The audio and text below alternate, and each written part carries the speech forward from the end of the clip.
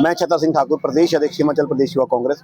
आज जिला हमीरपुर द्वारा जो रेस्ट हाउस से लेकर गांधी चौक तक एक विरोध प्रदर्शन किया गया। देश के प्रधानमंत्री नरेंद्र मोदी जी का पुतला जलाया गया। इसका मुख्य जो रोष प्रदर्शन था वो आरडीजी का विरोध था, क्योंकि आरडीजी की जो ग्रांट है वो बंद कर दी गई। जहां प्रदेश के मुख्यमंत्री दिन प्रतिदिन नई योजनाओं को ला रहे हैं, दिन प्रतिदिन रोजगार के अवसर दे रहे हैं, उन योजनाओं से प्रभावित होकर इन्होंने देश में जो प्रदेश में स्थिति को दयनीय करने के लिए आरडीजी ग्रांट को बंद कर दिया गया। मैं बताना चाहूँगा, पहले जब डिजास्टर आया तो स्पेशल रिलीफ पैकेज नहीं दिया। उसके बाद देश के प्रधानमंत्री ने घोषणा की 1500 करोड़ की, वो नहीं मिला। उसके बाद जो हमारा हिमाचल का जो हक है एनपीएस का, वो हमारे को पैसा नहीं मिला।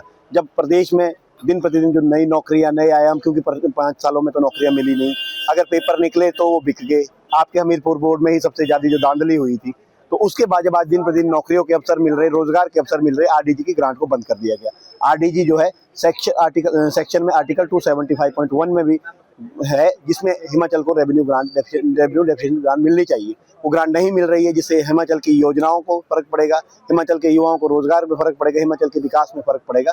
इसको लेकर हमारा एक रोष प्रदर्शन था। भाजपा के चोर दरवाजे की जो एंट्री थी वो बंद करके हिमाचल प्रदेश का राजस्व बढ़ाया है, उसको अंकित है।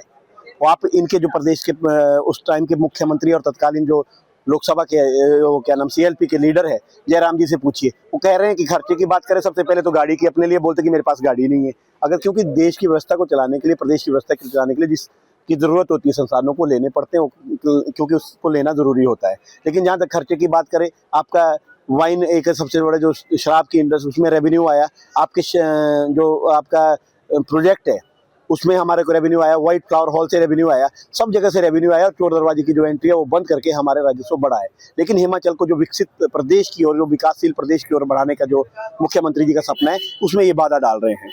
और मैं आपको बताना चाहूंगा कि प्रदेश के जो सीएलपी के नेता है, जब 15वें वित्त आयोग में खुद कह रहे हैं, आप उसमें कल माननीय मुख्यमंत्री जी ने भी बताया था कि भाई प्रदेश की स्थिति को चलाने के लिए लोन भी लेना पड़ता है। इस तरह के जो आरडीजी की हमारे को जरूरत रहती है, 15वें वित्त आयोग में थी और 16वें वित्त आयोग में कहते हैं कि ये नहीं होनी चाहिए। तो इनका जो दोहरा चेहरा है, ये ना तो कभी जिंदगी में, ये तो हिमाचल प्रदेश को ही नहीं बनाना चाहते थे।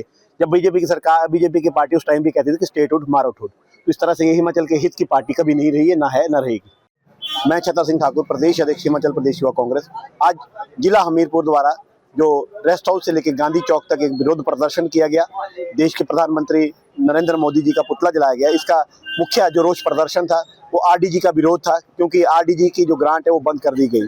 जहां प्रदेश के मुख्यमंत्री दिन प्रतिदिन नई योजनाओं को ला रहे हैं, दिन प्रतिदिन रोजगार के अवसर दे रहे हैं, उन योजनाओं से प्रभावित होकर इन्होंने देश में जो प्रदेश में स्थिति को दयनीय करने के लिए आरडीजी ग्रांट को बंद कर दिया गया। मैं बताना चाहूँगा, पहले जब डिजास्टर आया तो स्पेशल रिलीफ पैकेज नहीं दिया।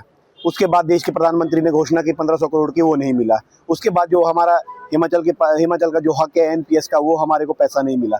जब प्रदेश में दिन प्रतिदिन जो नई नौकरियां, नए आयाम, क्योंकि 5 सालों में तो नौकरियां मिली नहीं, अगर पेपर निकले तो वो बिक गए।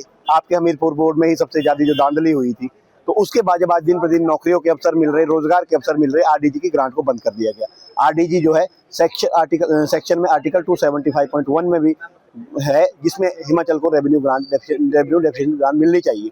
वो ग्रांट नहीं मिल रही है, जिससे हिमाचल की योजनाओं को फर्क पड़ेगा, हिमाचल के युवाओं को रोजगार में फर्क पड़ेगा, हिमाचल के विकास में फर्क पड़ेगा।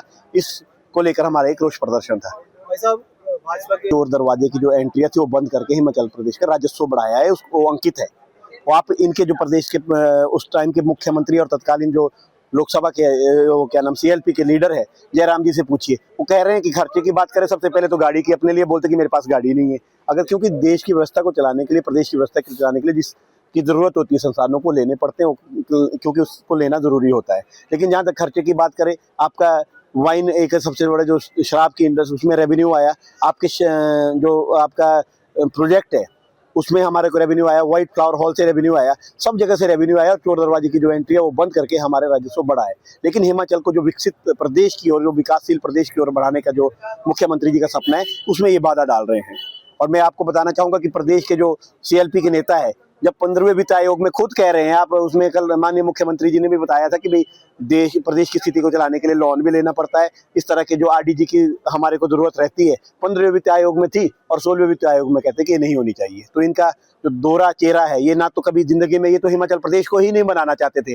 जब बीजेपी की सरकार, बीजेपी की पार्टी उस टाइम भी कहती थी कि स्टेटहुड मारोठुड, तो इस तरह से ये हिमाचल के हित की पार्टी कभी नहीं रही है, ना है, ना रहेगी।